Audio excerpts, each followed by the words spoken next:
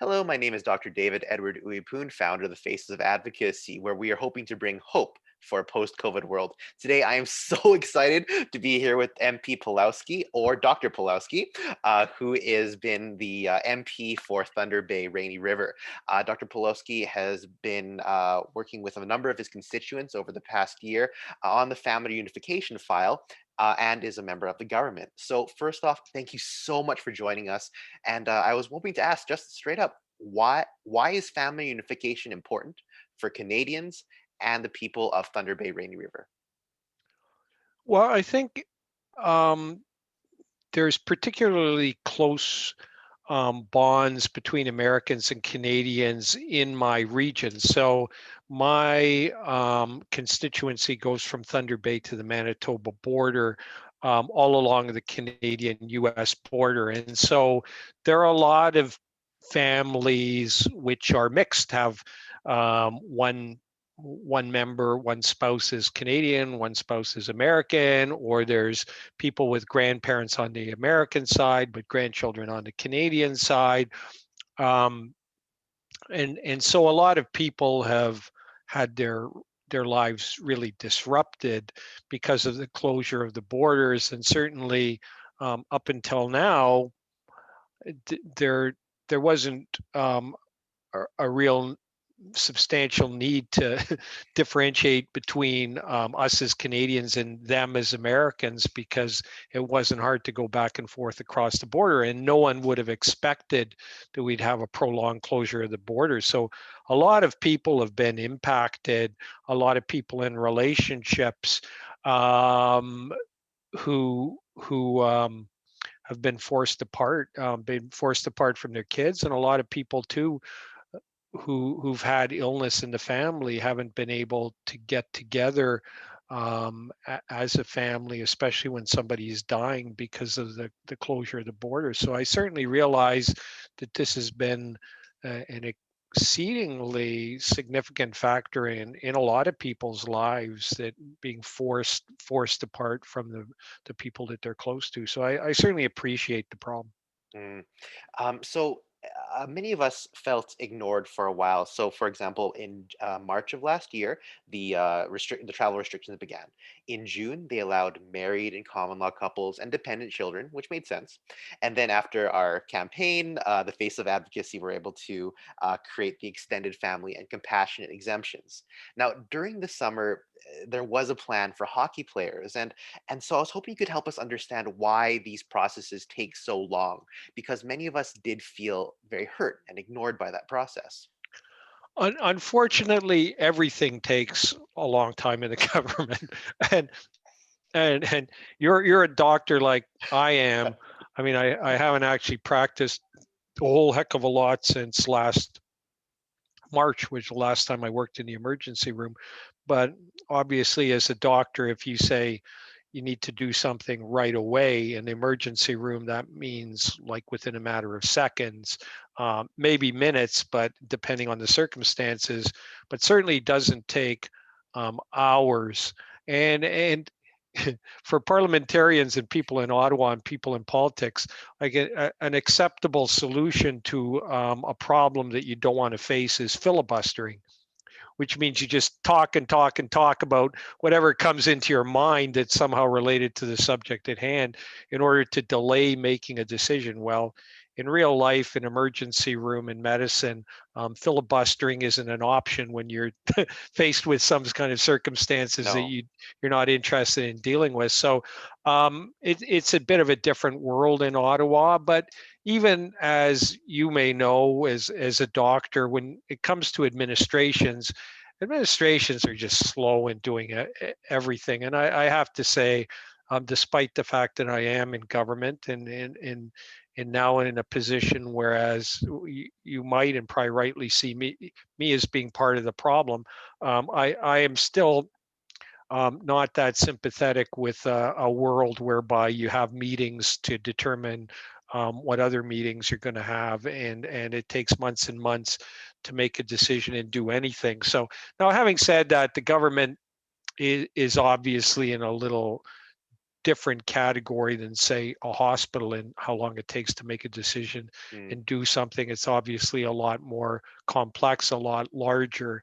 But I too have been rather frustrated with the slowness of government to do things. I don't think it's just our government, and it a lot of it isn't the elected politicians; it's the bureaucracy, the unelected people, and it takes time. The other thing I would suggest is the bureaucracy. Bureaucracies, by their nature, I think, select out people who rock the boat, people who don't buy into what they are. And part of that is a conservative entity which moves slowly, which crosses its T's, dots its I's, which preaches conformity above all else, and quickly gets rid of dissenters, which is something that I'm often guilty of doing. But that's who goes into administrations. That's who goes into bureaucracy. If you're the kind of person who can't stand having a lot of meetings and coming to consensus on everything, and doesn't believe in this hierarchical system where the person on top tells you what to do, tells so on, then you're probably not going to end up being in the bureaucracy or being in administration. So I think, and normally this is good. So for example, like you look at vaccine approvals, drug approvals, with respect to COVID, normally having a system whereby you would have layers of precaution to ensure we're not too rash at doing anything would be very desirable in the public best interest. But in a situation like COVID, where suddenly you have to make decisions really quickly, like when to close a border, who to close a border, what supports you're going to come up with, this is not what bureaucracies are used to doing, mm, and I would say they're not, by nature, they're not the kind of entities that are good at doing that. mm, Um, their their reflex action is to take time, to slow it down, to think mm, again, to have more meetings, blah blah blah. And so and normally that would be good, because like every time someone comes up with a new idea, something, we shouldn't just jump on it and change the whole system. But mm, in something so world changing as the pandemic, I think the bureaucracy was kind of forced to try to do things quicker with mixed results. mm. I realize that you were not the one to make that decision, and thank you for very much for acknowledging a lot of the pain that we're feeling. I think the question comes in: the government was able to quickly close the border, and were able to find a plan for NHL players, but it took a longer time to sort that bureaucracy for families, and I think that's where a lot of us felt pain. Are you able to discuss that at all? Well, I'm not familiar with all the changes you said in terms of, you mentioned earlier, for what for spouses and Mm, for humanitarian considerations, and I'm mm, not familiar with the whole specifics of that. I think one of the things that has been a problem for the government has been, and I know what you've been advocating is one aspect and one reason for reopening the border, but there are many, many more. So, I mean, certainly businesses which are adversely affected in Northwestern Ontario, a lot of businesses which are almost totally dependent on the American Midwest tourist market, which has resulted in them making like 5% of their previous revenue last year. And if the mm, border stays closed till the end of August, they're basically going to have no money again. mm, But there have been also people, a lot of Americans who own houses, camps up here, that haven't been able to use them. There have been people with obviously businesses on both sides of the border, people wanting to check their house because the water was leaking or their mm, problem with the roof. And a lot of them, I mean, you live in Fort Francis, or you live in International Falls, right across the road, or basically within 300 meters of where your summer house is, and you're fully vaccinated, and you know that there's a problem with the eavesdropping or something, that you're getting water leaking into the house, you want to fix it. Like, why can't I just go over mm, for, I'm fully vaccinated, I swear I'm not going to talk to anybody, I'm just going to go over the border, go to my house, fix my house, and go back? Why can't I do that? So there are so many other things. Another example that someone suggested to me from my riding, northwestern Ontario, a place called Rainy River, right across the border from Baudette, Minnesota. They said if we go through the American side to go to Winnipeg, mm, it takes about 2.5 hours. And they have they might, I think the person who talked to me was 70. They had a parent who was like 90, 95. They have to go to Winnipeg for regular appointments.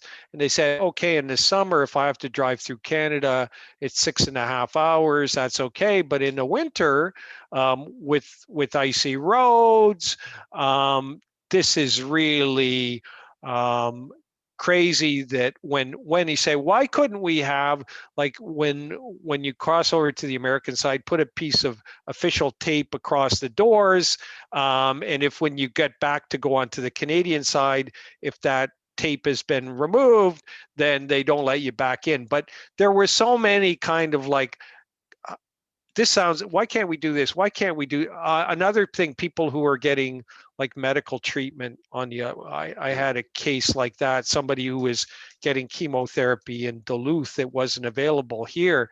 There's just so many like combinations and permutations of people wanting to cross the border that I think the government, rightly or wrongly, to some extent rightly, just figured it couldn't deal with so many like individual decisions. Okay, yeah, okay, you can go, but you can't go. And okay, that's a good idea. And oh, okay, that makes sense. And if you don't, I mean, it was, I think, like it or not, the government took a much broad stroke approach, which mm, is, we're just going to close except in these specific, and I know they kind of dumbed it down, but I think in this kind of situation, there was maybe a need to dumb it down, because if you started to allow too many exceptions, then it would end up that the border wouldn't be closed at all. So, I don't mean to be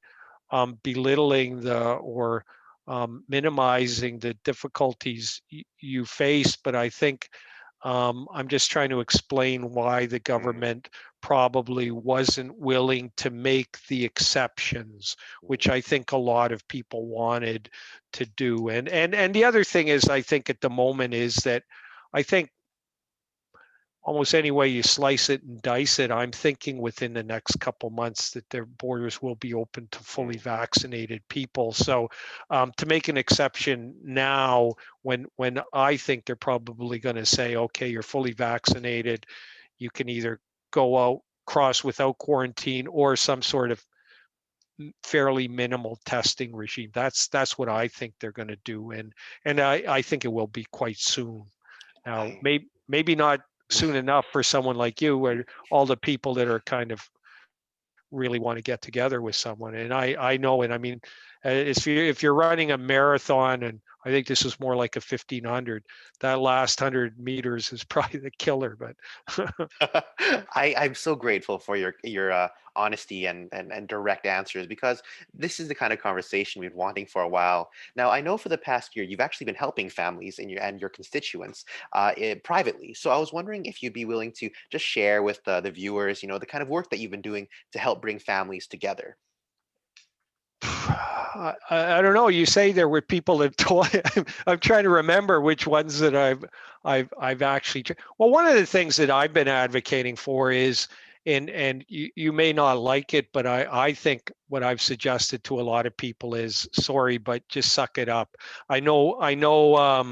It You may not like to go down to the States because your partner's in the States, and is American, and I think people could fly down, right? So you could fly down, but you couldn't go. So you could fly down, But then the problem was coming back, you would have to then quarantine for a couple of weeks. And I think my big thing in advocating was like, yeah, okay, we can write letters. We can say this is unjust. We can say this doesn't make sense that you have to fly, but you can't cross at a land border.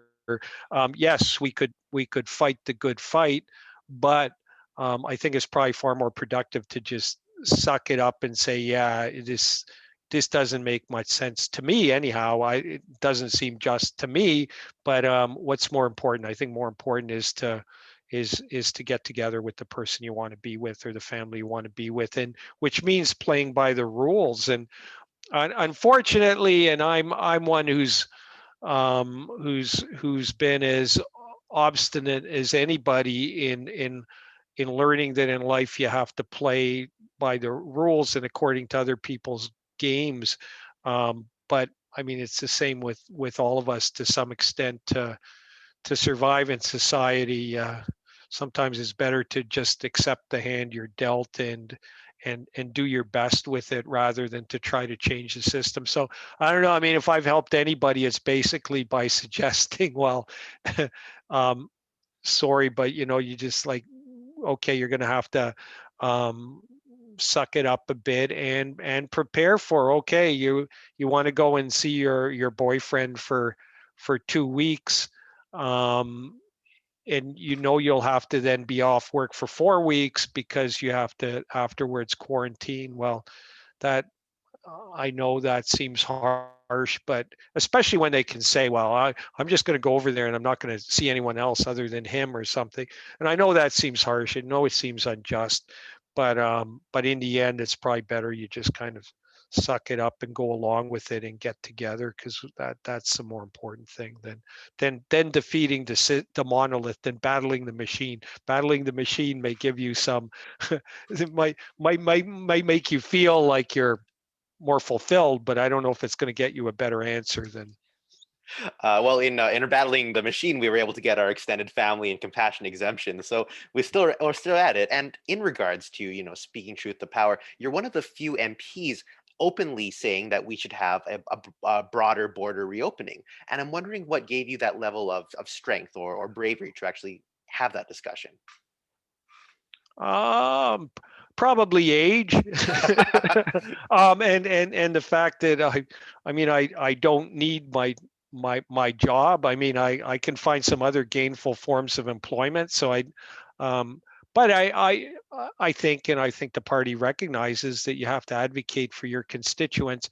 I think I was a little misquoted in some of the newspaper stories, in that I wasn't exactly calling for the borders to open now to fully vaccinated people.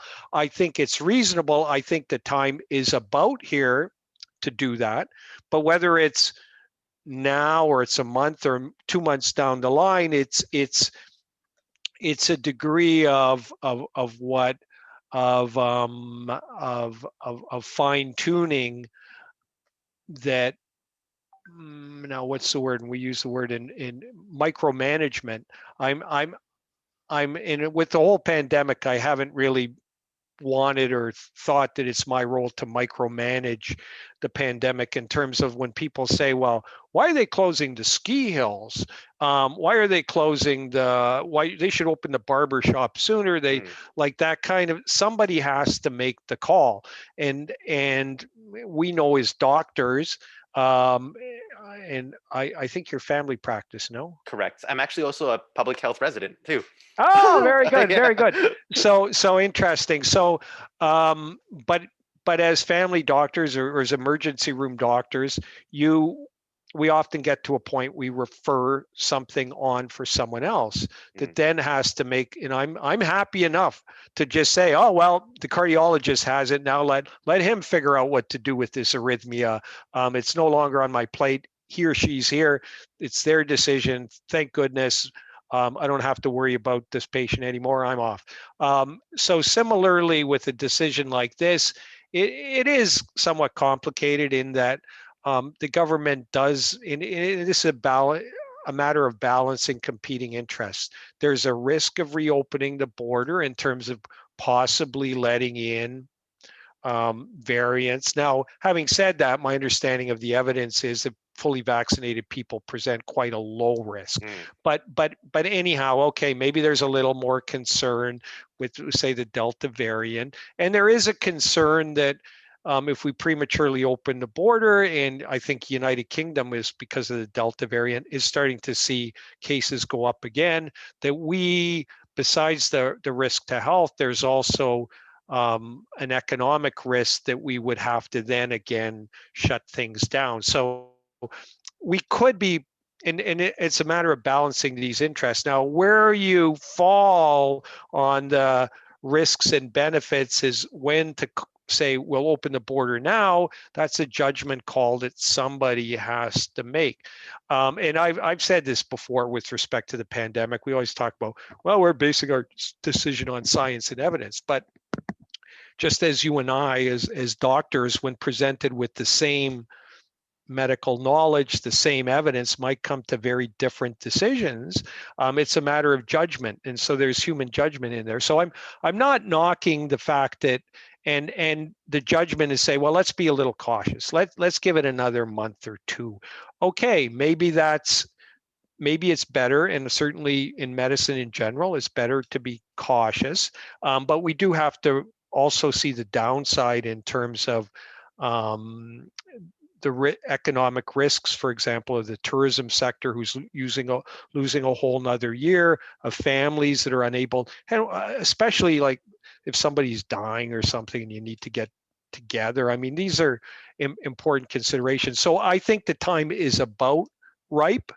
Now, whether we hold off a couple months, maybe. Okay, so I think it is reasonable to hold off for a month or two till maybe more people are fully vaccinated, because with the Delta variant, one dose of vaccine doesn't seem to really be quite as protective as with the other variants. But so I don't think keeping it closed a little later is unreasonable. However, I do think, and one of my jobs, I always think, as someone with a medical background, is to well, it's always my job to advocate for my constituents, but I put in my 2 cents in terms of the public policy issue as to when we're going to open the border, and I think the time is about ripe. Whether our government says, well, yeah, thank you, Marcus, but we think it's prudent to wait another month or two.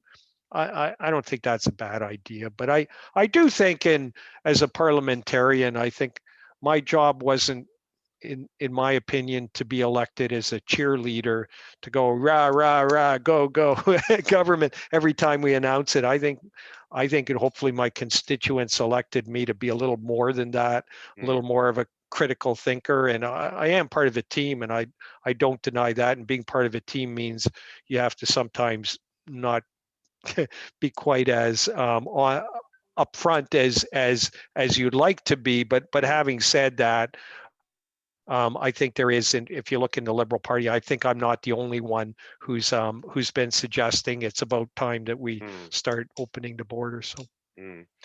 Which brings us to our second last question. So we have good evidence from that priority strategies group, the government scientists.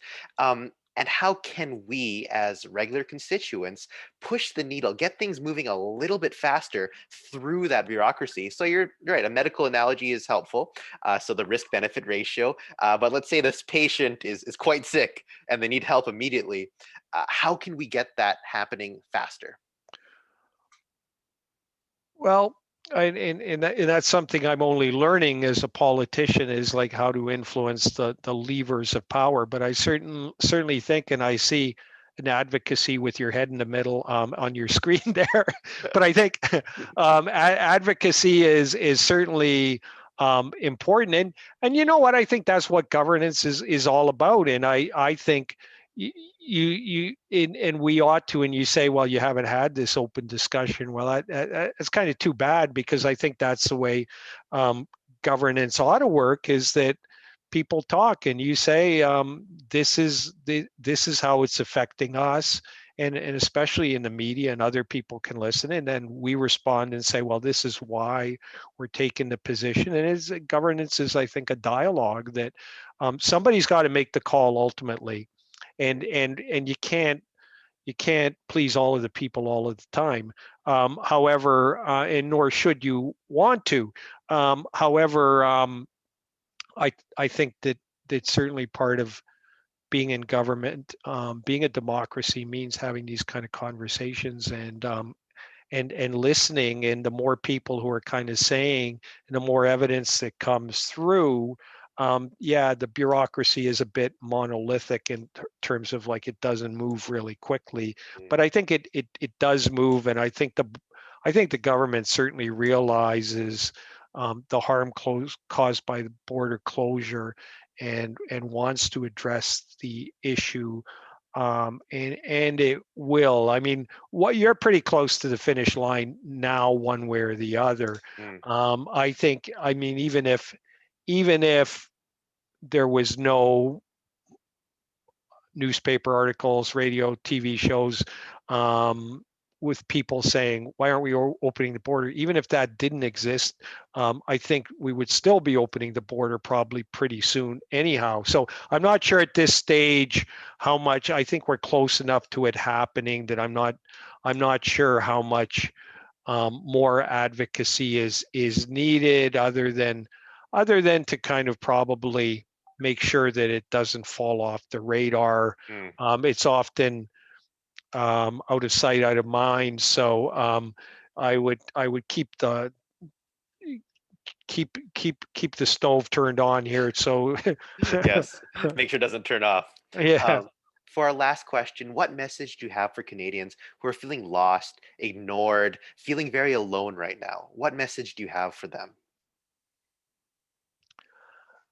Well, the government does, and I think the government sincerely wants to act in the best interests of all Canadians, and I think we certainly recognize and are sympathetic to the difficulties facing people.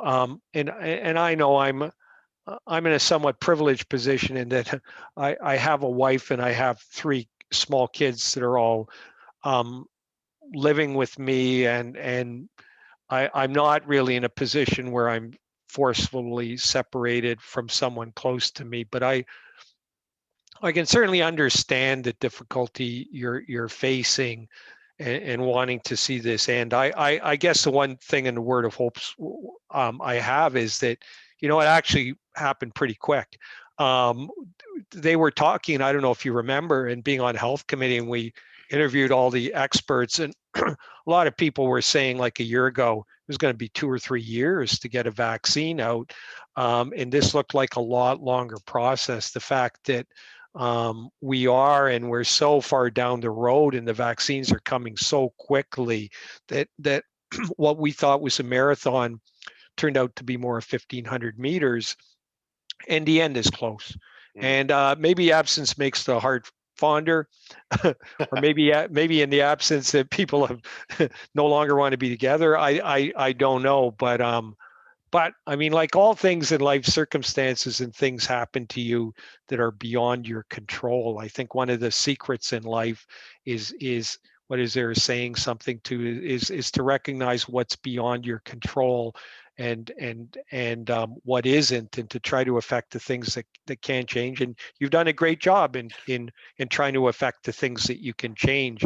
But I mean, there are some bottom lines here, which is in COVID, and we had to work with what was given to us, dealt to us, which was this pandemic. And I think one of the things to look at, yeah, it was a sacrifice. It was hard, but on the other hand, you helped contribute to the fact that we got through this fairly well. You look at one of the things always I think to remember is the many people, I think, I don't know about you, but I certainly have people kind of constantly coming to me and saying, the whole thing's a hoax. It would have been better off. Like, we should have just let it take its course. And, we overreacted, and the cure was worse than the disease, et cetera, et cetera. But I always point people back to, like, Wunan in northern Italy, and the kind of that was, I mean, it was such a horrendous kind of tragedy within, and somebody was telling me the other day, there was like 100 doctors died in Northern Italy with the outbreak. And that was like our colleagues, nurses, and Mm, didn't have and people who otherwise maybe could have been saved saying, no, we can't put you on a ventilator because we have no more ventilators. And that could have happened, and that would have been far more painful to everyone. So I recognize the sacrifice, and you should be applauded for having borne the burden of protecting us all. But I think we're close to the end. May your kisses be especially sweet when you get back together again. Hopefully you'll make up for lost time. it means a great deal for you to take the time to have a conversation with us, and I'm very grateful to you, Dr. Powlowski. We will continue to keep that stove on. For those of you who are watching who are feeling lost, disenfranchised, and forgotten, please join us in the campaign at facesofadvocacy.com. You can find us on YouTube, LinkedIn, Twitter, Instagram, and Facebook. We are building hope for a post-COVID world, and we thank you very much for joining us, Dr. Powlowski. We'll say goodbye in 3, 2, 1.